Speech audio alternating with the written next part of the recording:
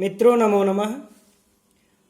हम लोग यण गुण अयादि पूर्व रूप पर रूप दीर्घ वृद्धि यह सब संधि पढ़ने के बाद आज हम लोग पढ़ेंगे प्रकृति भाव संधि।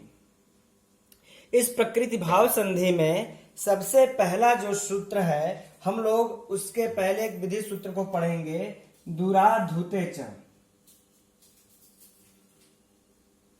दूरात धूते च। ठीक, यह सूत्र क्या कहता है? यह देखिए विधि सूत्र है।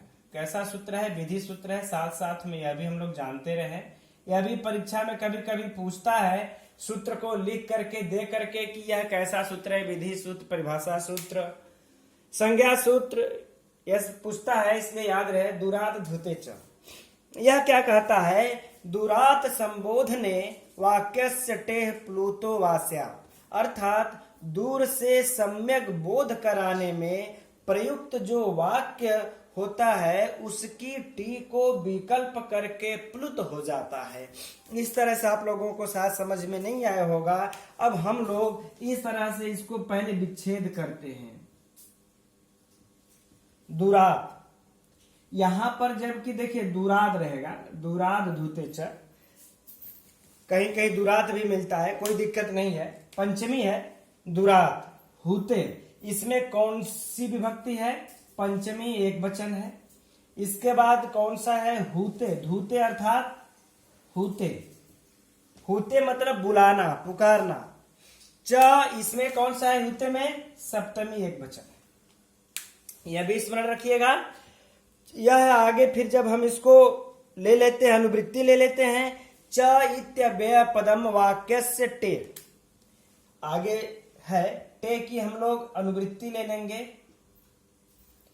टे में कौन सी है? षष्ठी एक वचन है टे में। अब इसका जब हम लोग अब अर्थ निकालेंगे तो होगा दूरात अर्थात दूर से, हूते अर्थात सम्यक बोध कराने में प्रयुक्त। और हमने जो कहा था कि टे अनुवृत्ति में यदि लेंगे तो अनुवृत्ति यदि इसकी लिखेंगे तो पूरा की पूरा जो अनुवृत्ति होती है यह होगा, हमने समय के पा करके नहीं लिखा, च इत्यव्यय पदम।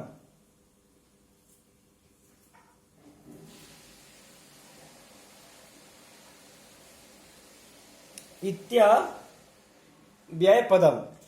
अब देखिए वाक्यस्य, वाक्यस्य अब आगे आएगा टे। इसमें भी आपका कौन सा वचन है? षष्ठी एक वचन है। फिर आएगा टे, षष्ठी एक वचन। ठीक, अब यहां पर अब हम लोग अब देखिए अर्थ निकाल लेते हैं। दूरात दूर से, हूते अर्थात संबोधन में प्रयुक्त, बुलाने वाले, जब हम पुकारते हैं। इच इत्य पदम वाक्यस्य, वाक्यस्य वाक्य की, उस वाक्य की। टे अर्थात टी के स्थान पर। अब कहते हैं यहां पर वा ले लेंगे अनुवृत्ति, वा प्लूतः, वा प्लूतः। वा मतलब विकल्प से, विकल्प से, और प्लूता माने प्लुत हो जाता है। प्लूता अर्थात प्लुत हो जाता है। अब फिर से समझ लीजिएगा। दूर से हूते मने पुकारने पर जब पुकारा जाता है तो वाक्य से उस वाक्य की टे मतलब अर्थात टी संज्ञा को, वा मने विकल्प से, प्लुत मने प्लुत संज्ञा प्लुत हो जाता है। यह ऐसा सूत्र कह रहा है। अर्थात कि जब किसी को हम दूर से बुलाते हैं तो उसका जो टी संज्ञा होगा उसको विकल्प से प्लुत करेगा। एक बार प्लुत होगा, एक बार नहीं होगा। देखिए, जिस देश में ठहरे हुए का वाक्य संबोध्यमान होता है, अर्थात साधारण प्रयत्न से न सुन सके किंतु विशेष प्रयत्न से सुन सकता हो, उस देश को दूर कहते हैं। और उस दूर देश से किसी को कुछ जनाने या बुलाने के लिए जो वाक्य प्रयुक्त किया जाता है उसी को हम क्या कहते हैं? टी को विकल्प करके प्लुत कर देते हैं। जैसे हमने कहा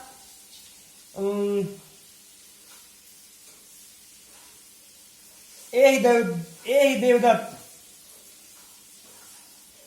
ए ही देवदत्त। और यह मान लेते हैं कहीं दूर है। जब यह दूर है तो हम यही बुलाएंगे ए देवदत्त, बहुत तेजी से ए देवदत्त, इस प्रकार से बहुत जब हम तेजी से हम बुलाएंगे आवाज करके, तो क्योंकि वह दूर खड़ा है तो यह वाक्य का अंतिम में क्या होगा, जो विकल्प करके दूरा धूते से एक बार इसकी टी को प्लुत संज्ञा होगा और एक बार नहीं होगा। ठीक उसी प्रकार से जैसे कि हम कहते ए देवदत्त सक्तून पीब यक्ष वर्मत, हम कह दें, देखिएगा ध्यान से समझिएगा, सक्तून ए देवदत्त सक्तून पीब, सक्तून पीब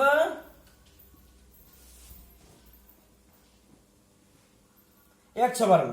अब यहां पर जो अन है यक्षवर्म है, यहां पर वर्म में अब हम क्या करेंगे, यहां पर देखिए प्लुत है न है। ठीक अब यहां पर जो अन आया है यह जो है यह क्या होगा, विकल्प या इस यहां पर अन की टी के आकार को ही प्लुत हुआ है, यहां पर टी के आकार को ही प्लुत हुआ है, इसलिए एक बार विकल्प करके प्लुत होगा, एक बार नहीं होगा। ठीक ठीक है, अब हम लोग आगे बढ़ते हैं। यह कह रहे हैं कि प्लुत प्रगृह अचि नित्यम, अगला सूत्र है।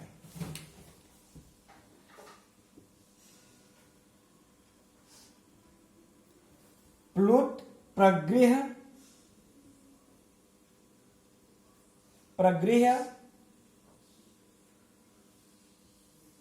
प्रगृह्य प्लुत प्रगृह्य अचि नित्यम।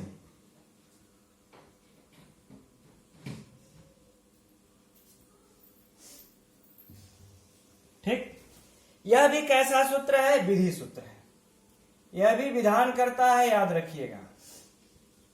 यह सूत्र क्या कहता है, कहता है प्लुत और प्रगृह्य, प्लुत और प्रगृह्य संज्ञक अचि नित्यम, अच परे होने पर प्रकृति से रहते हैं, अर्थात प्रकृति भाव हो जाते हैं। ठीक अब यहां पर प्लुत और प्रगृह्य, अब देखिएगा यह विधान कर रहा है। अब इसको हम लोग ऐसे समझेंगे, हमने कहा आगच्छ कृष्ण,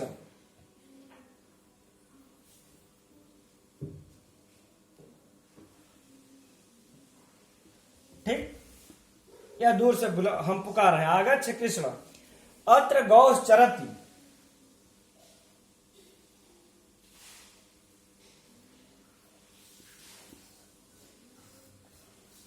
आओ कृष्ण यहाँ गौ चर रही हैं। मान लीजिए कहीं गाय चर रही हैं और कृष्ण बहुत दूर है, तो कृष्ण को हम बुला रहे हैं आगच्छ कृष्ण अत्र गौ चरति, हे कृष्ण आओ यहाँ गाय चर रही हैं, कृष्ण तो बहुत दूर है। अब यहां पर क्या है कि यहाँ आगच्छ कृष्ण यह एक वाक्य है, आगच्छ कृष्ण यह एक वाक्य है, ये इसकी टी ड़कार उत्तर जो आकार को यहां पर अड़कार उत्तर जो आकार लगा है, इसके अड़कार में अड़ा के बाद इसमें से अड़ा हम निकाल देंगे तो अ बचा, ये प्लुत वाला है। इस ड़कार उत्तर आकार को दूरा धूते से वैकल्पिक प्लुत होता है। किससे होगा, दूरा धूते से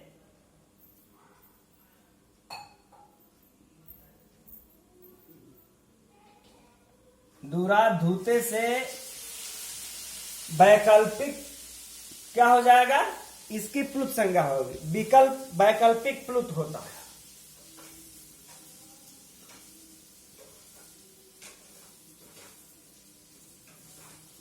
वैकल्पिक प्लुत, ठीक इसके कृष्ण के ड़ के आकार को अब जब प्लुत हो गया तो प्लुत हो गया तो इसकी टी संज्ञा हो जाती है।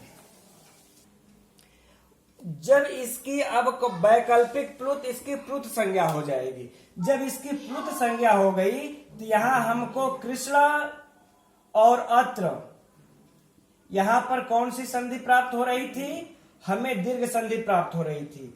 और अब यहां पर दीर्घ संधि प्राप्त हो रही थी तो यहीं पर आकर के अब हम लोगों को प्लुत प्रगृह अचि नित्यम, अब यहाँ पर यह सूत्र काम करता है। देखिएगा ध्यान से, फिर से सुनिएगा, यहाँ पर अ है, अड़कार में अ है, प्लुत वाला है, अब यहाँ पर भी अ है, तो अ के यहाँ दीर्घ संधि प्राप्त हो रही थी, लेकिन यह प्लुत प्रगृह अचि नित्यम सूत्र आकर के कहता है कि जिसकी प्लुत संज्ञा हो गई हो और जिसकी प्रगृह संज्ञा हो गई हो, तो यहाँ तो प्रगृह संज्ञा की भी तो बात है नहीं, लेकिन इसकी प्लुत संज्ञा तो हो गई है। ऋकार में जो यह अकार है इसकी प्लुत संज्ञा हो चुकी है, किस सूत्र से? दूराधूते च से।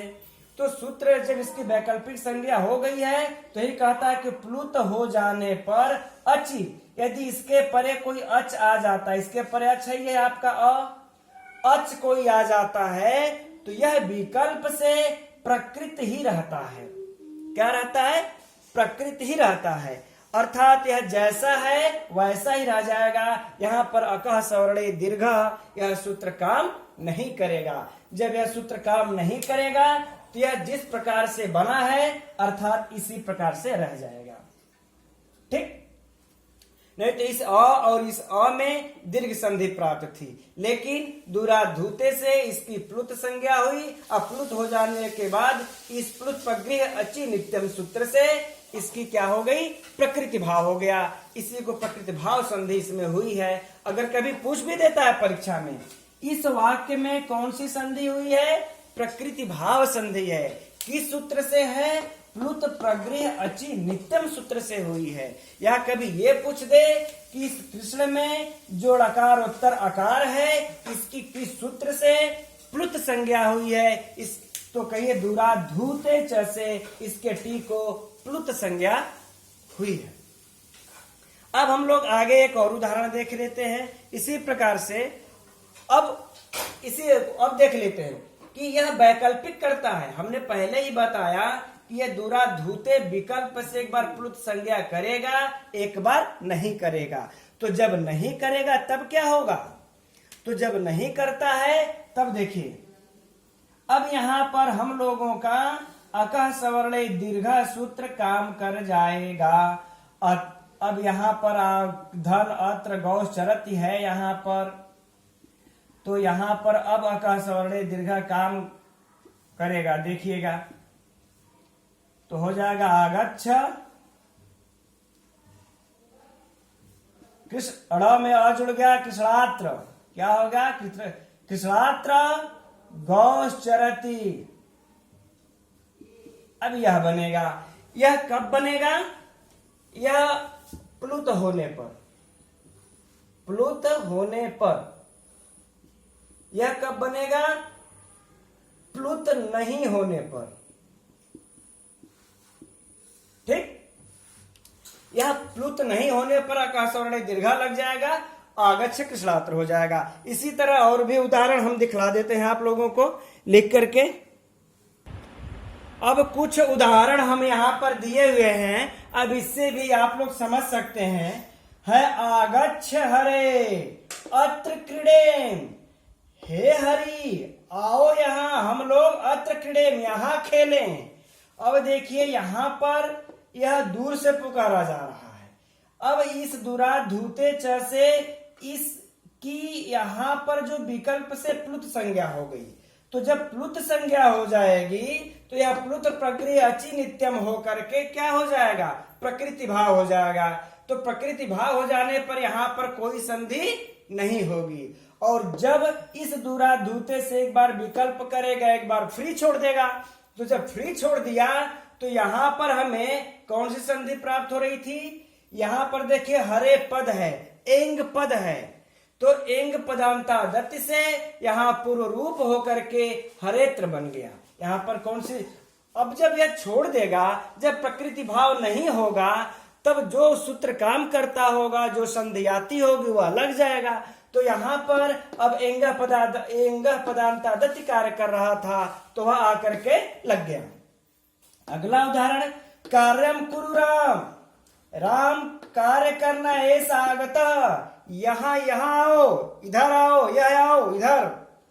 तो अब जब यहाँ पर जब बात हो गई राम कार्य करो, तो दूर से जब बुला रहे हैं, फिर यहां पर अ के बाद जो यह प्लुत है, इसकी यहां पर जो दूर से पुकारे जाने के कारण दूरा धूते च सूत्र से यह क्या हो गया, इसकी प्लुत संज्ञा हो गई। विकल्प से जब प्लुत हो गया तो फिर यह सूत्र आकर के लग गया कि प्लुत हो जाने के बाद अच परे होने पर ए परे है, अच परे है, इसलिए इसकी जो है अब प्रकृति भाव हो जाएगा, संधि नहीं होगी। और जब यह नहीं लगेगा, प्लुत नहीं होगा, तो क्या हो जाएगा, यहाँ अ के बाद म में अ है, अ के बाद ए आता है, कौन संधि होती है, वृद्धि संधि, वृद्धि संधि हो जाएगी, राम, ऐसा हो गया।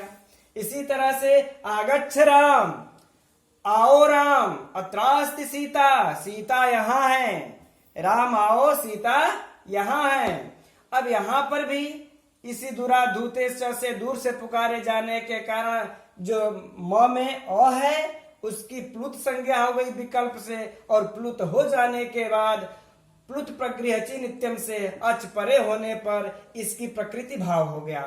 अब आगे जब यह प्रकृति भाव नहीं होगा, प्लुत संज्ञा नहीं होगी, तो इसी में दीर्घ संधि हो जाएगी। जो सूत्र काम करना होगा वो काम करेगा। अब हम लोग अगला सूत्र देखते हैं।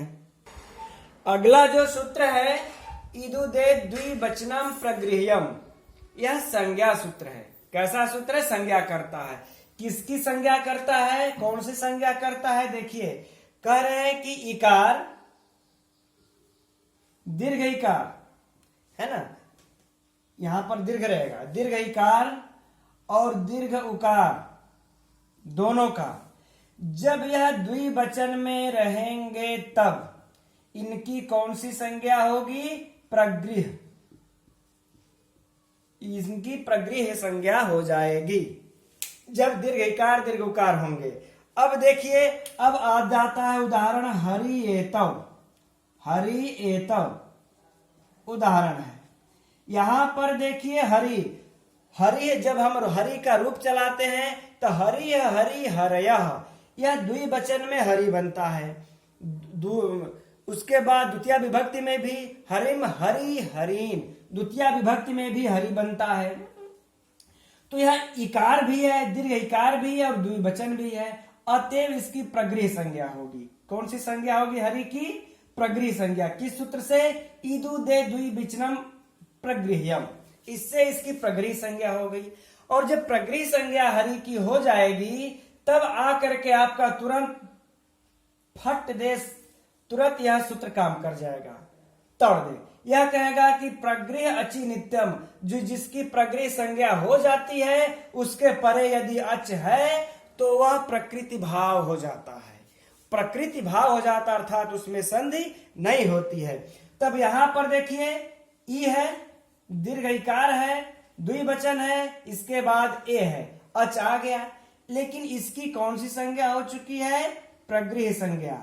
अब इसके बाद अच आया है तो इस सूत्र से प्लुत प्रगृह अचि नित्यम सूत्र से इसको संधि, अब कौन सूत्र यहां पर लग रहा था, ई के बाद ए आता है तो कौन सा सूत्र लगता है, इको यड़चि, इको यड़चि लगता है।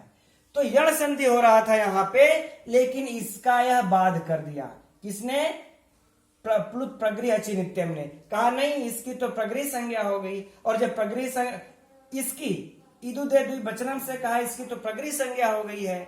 अब यह सूत्र आके कहता है भैया जिनकी प्रगृह संज्ञा हो गई है उनकी हम संधि नहीं होने दें, उनकी प्रकृति भाव हो जाएगा। यूं कहले हम प्रकृति भाव संधि ही कर दे रहे हैं, ठीक। तो यहां पर अब जो प्रश्न परीक्षा में बनते हैं, अब कैसे बनेंगे, हरि एतव, इसमें किस सूत्र से हरि की प्रगृह संज्ञा हुई है, यह पूछ चुका है प्रश्न। किस सूत्र से हरि की प्रगृह संज्ञा हुई है, तो इदु दे द्विवचनम से, इदु दे द्विवचनम प्रगृह्यम से हरि की प्रगृह संज्ञा हुई है। अब अगला प्रश्न कि हरि में किस सूत्र से प्रकृति भाव हुआ है, तो प्लुत प्रगृह अचि नित्यम से प्रकृति भाव हुआ है। जब भी यह प्रश्न पूछा है विकल्प में यह दोनों देता है।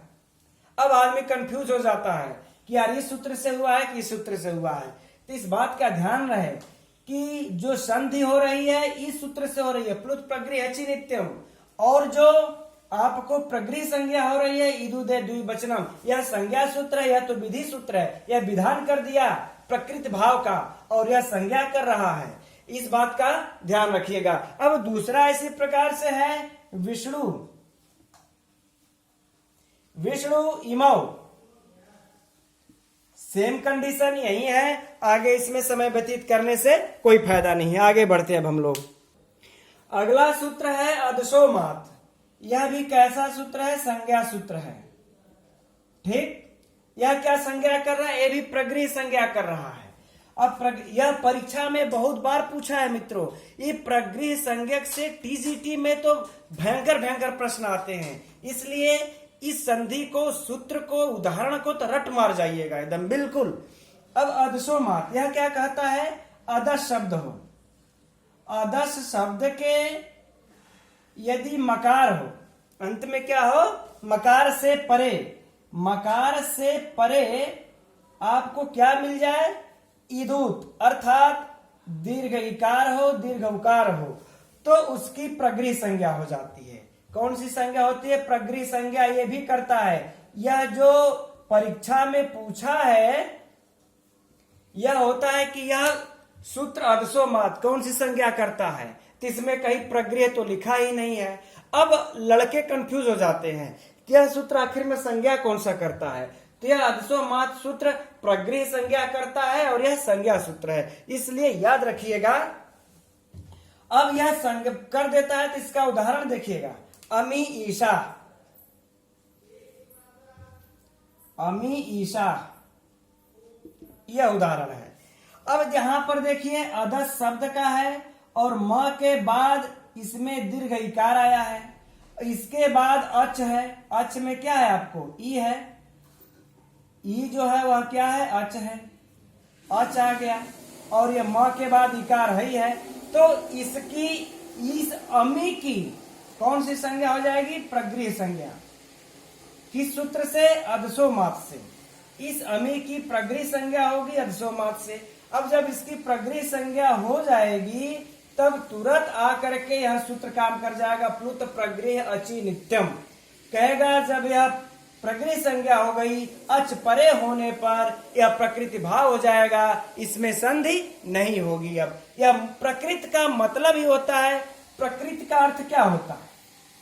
प्रकृति का अर्थ ही होता है स्वभाव, मूल। तो जिस मूल में रहता है, जो उसका स्वभाव है, जिस मूल में रहता है वैसे ही रह जाएगा, उसमें कोई अंतर नहीं होगा। यही प्रकृति का अर्थ होता है। तो यह जो अब अमी की जब प्रक्रिया, यह प्रगृह संज्ञा हो गई तो इस सूत्र से यह क्या हो गया? वैसे ही रह गया। अब इसमें जैसे प्रश्न आते हैं कैसे, वह सुनिए। इस अमी की किस सूत्र से प्रगृह संज्ञा हुई है?